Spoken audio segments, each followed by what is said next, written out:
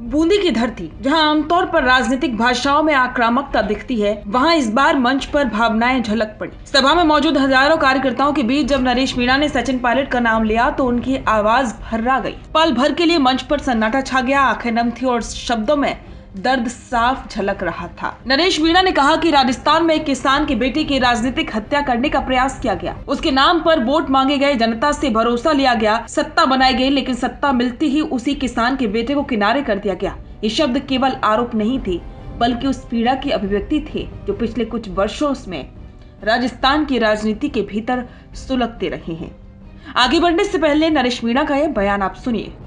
किसान नेता स्वर्गीय राजेश पायलट साहब के बेटे सचिन पायलट, जिसकी राजनीति की हत्या करने का प्रयास राजस्थान में किया गया, जिसके नाम पर वोट लेकर सत्ता बना ली गई, जिसके नाम पर वोट लेकर सत्ता बना ली गई।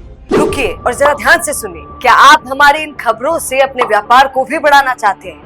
तो आप भी खबरों के दौरान इस तरह के एलिमेंट्स पर अपना विज्ञापन दे सकते हैं, या फिर ऐसे खबर के 1 मिनट बाद अपना पूरा विज्ञापन डलवाएं, जो कि 8 लाख से ज्यादा सब्सक्राइबर्स और फॉलोअर्स वाले द फैक्ट इंडिया चैनल्स और पेजेस से राजस्थान के कोने कोने में पहुंचेगा और इससे आपका व्यापार, ब्रांड सब कुछ बढ़ेगा।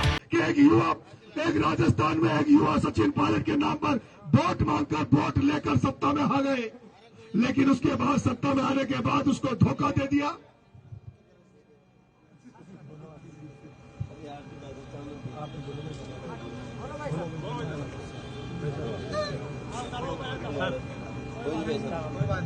उस सचिन पायलट के नाम पर वोट लेकर उसको धोखा दे दिया।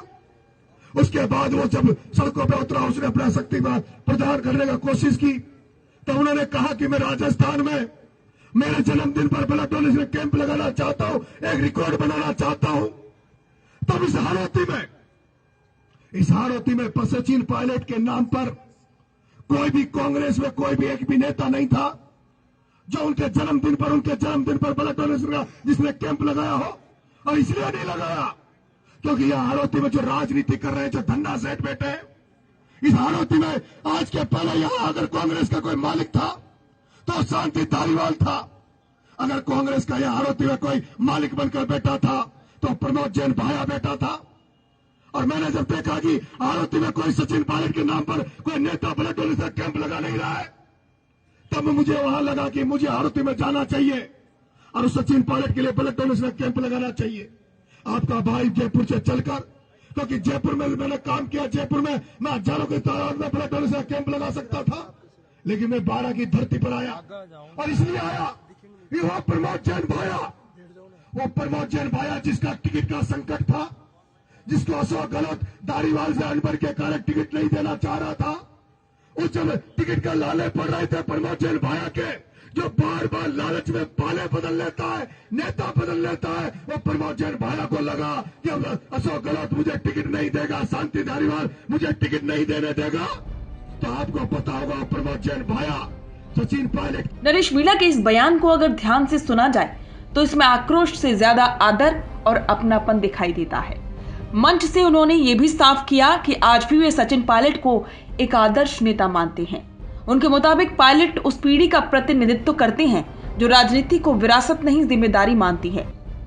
सभा में मौजूद लोगों ने भी महसूस किया कि भाषण किसी रणनीतिक बयानबाजी से ज्यादा दिल से निकली बात थी। नरेश मीणा बार बार ये कहते नजर आए कि किसान, युवा और वंचित तबकों की उम्मीदें सचिन पायलट से जुड़ी रही हैं।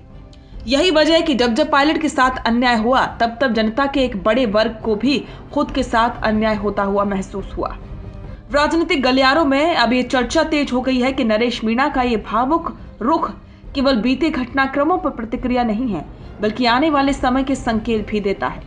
जानकारों का मानना है कि नरेश मीणा और सचिन पायलट के बीच वैचारिक साम्य पहले से मौजूद रहा है।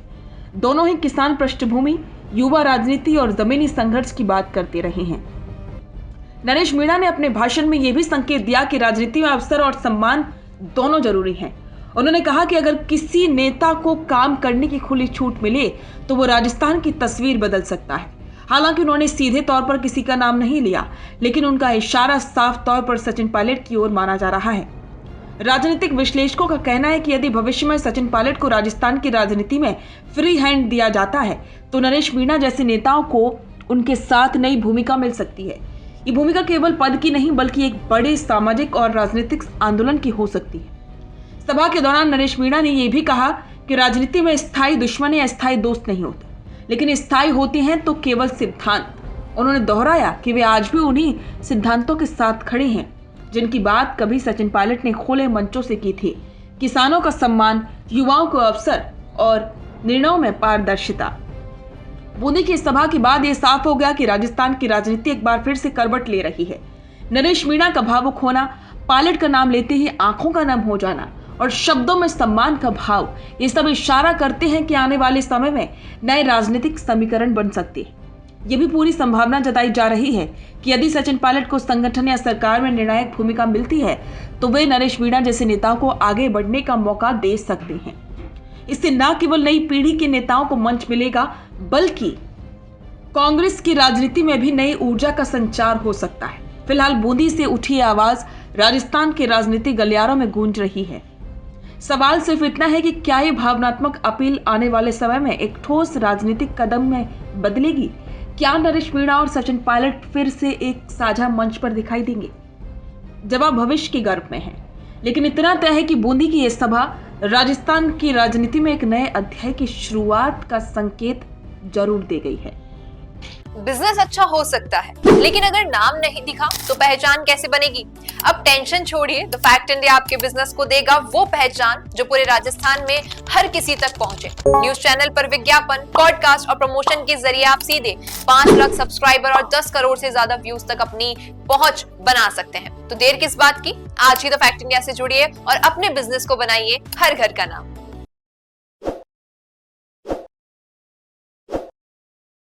ताज़ा खबरों के लिए विजिट करें द फैक्ट इंडिया की वेबसाइट और डाउनलोड करें द फैक्ट इंडिया ऐप।